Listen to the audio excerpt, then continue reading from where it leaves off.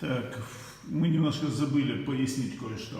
В английском языке у английского глагола to be две формы. Какие? I was, Просто was и were. were. Майкл, когда мы пишем was?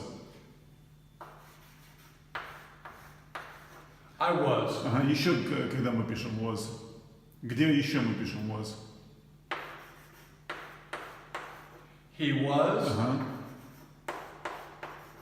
She was. ага, It was. ага, все отлично. То есть was мы пишем, когда у нас единственное число. What? Когда один. Там один парень, одна девушка, один мужчина, одна женщина, одна вещь, одно животное, неважно, но один. А когда у нас много, You were. We were. ага, You were. They were. да.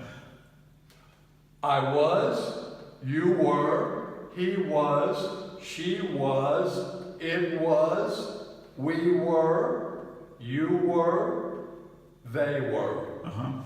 То есть, когда мы, вы, они, мы пишем were. Дело в том, что у вас нет обращения на ты, и вы там тоже используете обращение на вы. Поэтому вместо ты был, вы говорите вы были. То есть you were. Отлично.